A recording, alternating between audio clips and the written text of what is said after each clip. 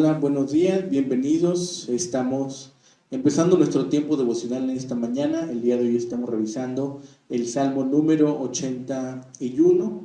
Es nuestra lectura para nuestro devocional que corresponde al número 81 en esta serie que estamos haciendo basada en el libro de los Salmos. El título de nuestro devocional es Convocación a festejar a Jehová. Convocación a festejar en Jehová. Vamos a la lectura de nuestro Salmo 81. Dice la palabra: cantad con gozo a Dios, fortaleza nuestra. Al Dios de Jacob aclamad con júbilo. Entonad canción y tañed el pandero, el arpa deliciosa y el salterio. Tocad la trompeta en la nueva luna, en el día señalado, en el día de nuestra fiesta solemne, porque estatuto es de Israel, ordenanza del Dios de Jacob. Lo constituyó como testimonio en José, cuando salió por la tierra de Egipto. Oí el lenguaje que no entendía. Aparté su hombro de debajo de la carga. Sus manos fueron descargas de los cestos. En la calamidad clamaste y yo te libré. Te respondí en lo secreto del trueno y te probé junto a las aguas de Meriba. Oye, pueblo mío, y te amonestaré. Israel, si me oyeres, no habrá en ti Dios ajeno, ni te inclinarás a Dios extraño. Yo soy Jehová tu Dios, que te hice subir de la tierra de Egipto. Abre tu boca y yo la llenaré. Pero mi pueblo no oyó mi voz, Israel no me quiso a mí. Los dejé, por tanto, a la dureza de su corazón. Caminaron en sus propios consejos. Oh, si me hubiera oído mi pueblo, si en mis caminos hubiera andado Israel. En un momento habría yo derribado a sus enemigos y vuelto mi mano contra sus adversarios. Los que aborrecen a Jehová se le habrían sometido, y el tiempo de ellos sería para siempre. Les sustentaría Dios con lo mejor del trigo, y con la miel de la peña les saciaría. Bien, este Salmo 81 inicia como un salmo de alabanza y se transforma en un salmo de amonestación, en el cual se escucha la voz del propio Dios. La estructura del salmo nos presenta un llamado a alabar al Señor, una orden a que el pueblo celebre la fiesta de la luna nueva, un reporte del Señor en cuanto a su liberación de su pueblo, la amonestación del Señor por la idolatría, la descripción del fracaso de Israel en obedecerle y el lamento de Dios por el fracaso de Israel en obedecerla. Este salmo fue escrito probablemente para la ocasión de la fiesta de los tabernáculos en el 7º mes. El salmo nos ayuda a cantar las alabanzas de Dios por lo que Él es para su pueblo y por lo que Él ha hecho anteriormente. Además, nos instruye y exhorta unos a otros con respecto a los deberes que tenemos para con Dios, sobre el peligro de rebelarnos contra Él y la felicidad que gozaríamos si nos mantuviésemos en estrecha comunión con Él. Este salmo nos da un llamamiento a la adoración, que contiene una representación del Señor contra el pueblo de Israel por haber quebrantado las demandas del pacto. El salmo hace un llamado al pueblo a adorar a Dios y la reprensión del Señor al pueblo, explicándole por qué el enemigo prevalece. Una tragedia que hizo que Israel abandonara la adoración gloriosa del Señor. Esta reprensión nos habla de la historia que sucedió en Israel y una apelación renovada para que Israel guardara su pacto, para que así Dios los bendijera, dándoles la victoria sobre sus enemigos. Los recuerdos de la historia de Israel siguen el patrón que se encuentra a lo largo de los salmos. Algunos podrían pensar que este salmo fue escrito para la celebración de la Pascua, pero parece más probable que fuese para la fiesta de los tabernáculos. Esta fiesta era la más alegre que celebraban los hebreos, y los primeros versículos del salmo corresponden con el espíritu gozoso de esta fiesta. Es evidente que el pueblo estaba en su tierra y que el templo estaba edificado, pero no es el templo de Salomón, sino el de Zorobabel, el segundo templo. Esto es indicado por la referencia en la rebelión del pueblo y su castigo. Después de la convocación del pueblo a celebrar la fiesta, el salmista representa a Dios que habla. Repasa la liberación del pueblo del cautiverio y su rebelión y su castigo. Castigo que no hubiera verificado si hubiera sido fiel el pueblo. Hay pues una exhortación implicada para que el pueblo no cayera en la misma forma de transgresión. El Salmo 81 se vuelve entonces una denuncia profética en medio de los festivales del pueblo de Israel. Su propósito es llamar la atención del pueblo en torno a la importancia ética y moral de las celebraciones religiosas y nacionales. El profeta se levanta en medio del acto solemne para denunciar las conductas impropias del pueblo. Este poema nos puede relacionarse justamente con muchas tradiciones que nosotros podemos tener. Pero ¿cuántas de estas tradiciones realmente tienen el sentido y el propósito de alabar a Dios? En México somos un pueblo muy festivo. En México solamente necesitamos un pequeño pretexto para hacer una gran fiesta. Y a veces estas grandes fiestas poco tienen que ver con la persona de Dios. En los primeros 5 versículos de este salmo es similar a los himnos de alabanza a Dios.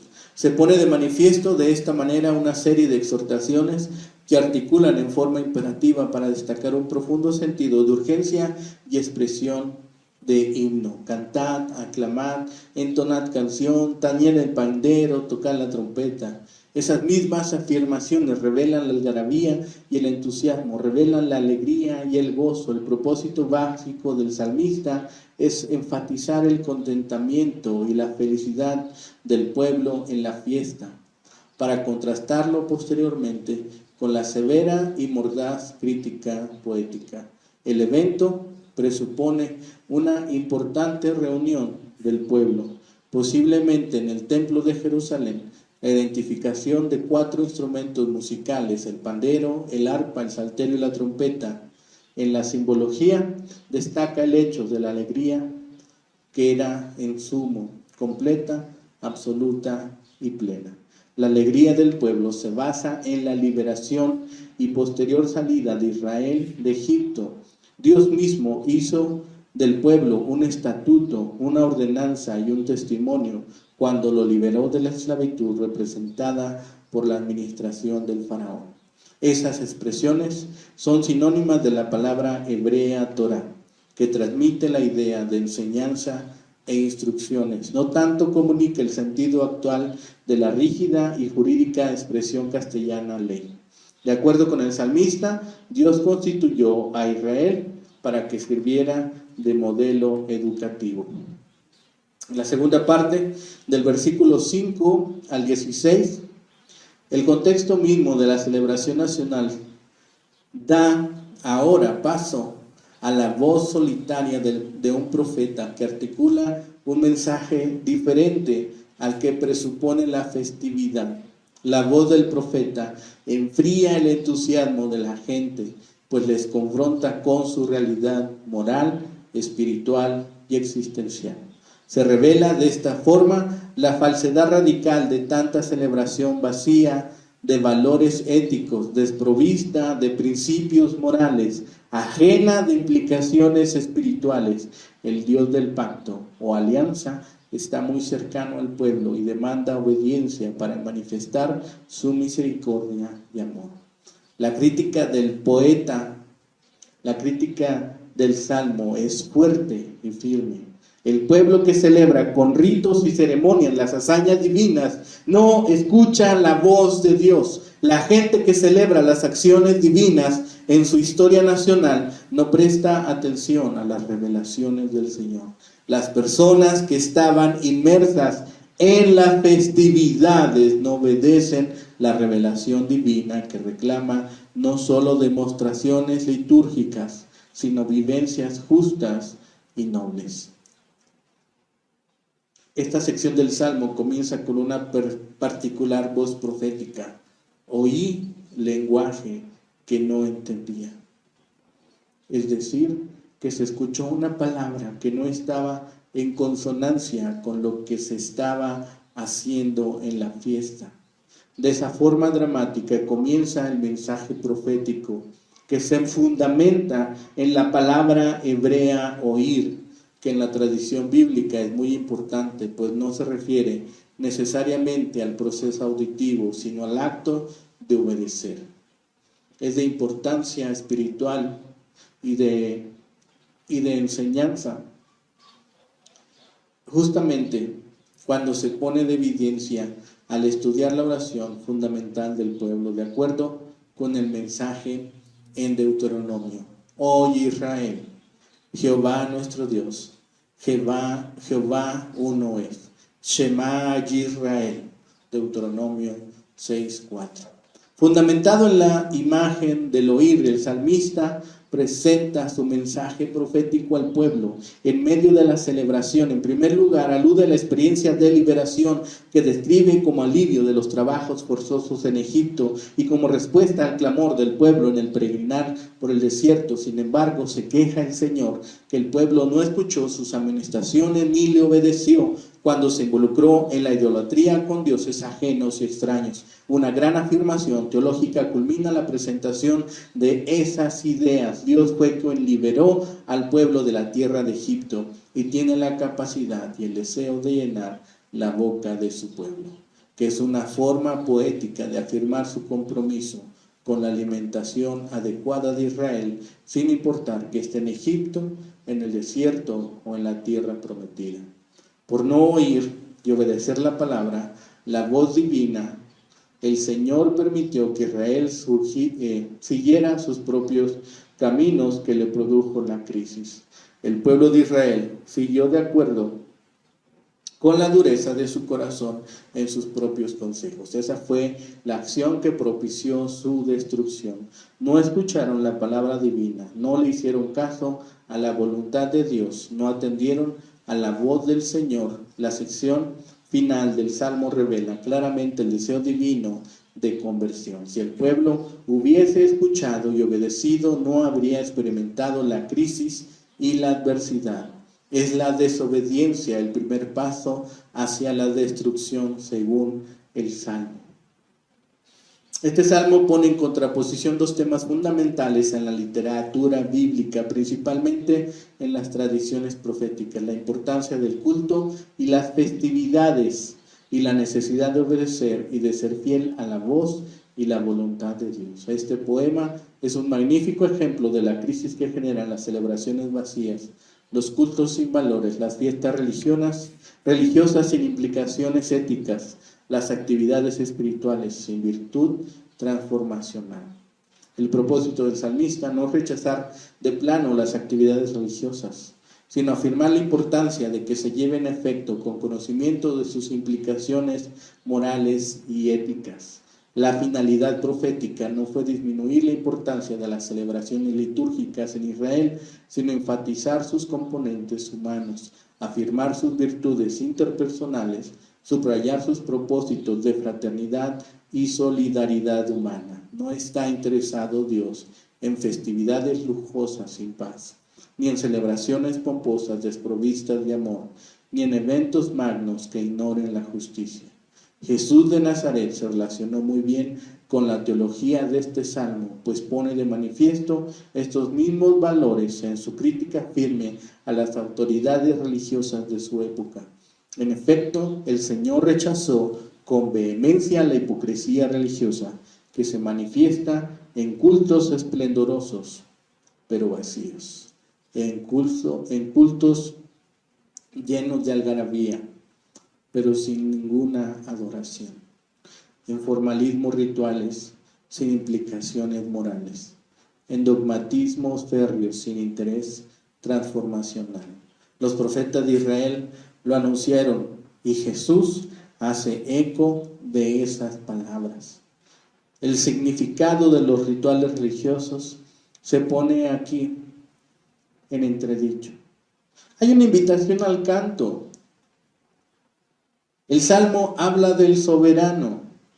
Es Dios mismo quien atiende sus súplicas, pero también Dios mismo es quien juzga la rebelión del pueblo. Es esta fiesta donde se hace hincapié en esta palabra, en este oí lenguaje que no entendía.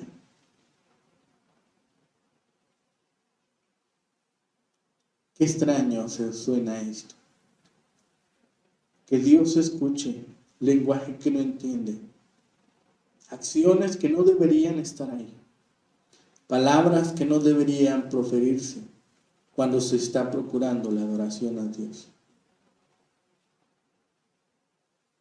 Si tan solo no se escuchara. De todas las palabras de la lengua y de la pluma, las más tristes son estas. Pudo haber sido. El hubiera no existe, decimos en México. Lo más trágico en la historia de Israel es que todo pudo haber sido muy diferente. Hubiera sido muy diferente. Todo el sufrimiento que le estaba causando tanta angustia al salmista fue innecesario si tan solo Israel hubiera obedecido al Señor. Qué diferente hubiera sido su historia. Podrían haber quedado en su propia tierra, llenos de bendiciones, podrían haber esperado en paz y con gozo la venida del Mesías. Pero como se apartaron del Señor, su historia estuvo llena de guerras, derramamiento de sangre y de desastres.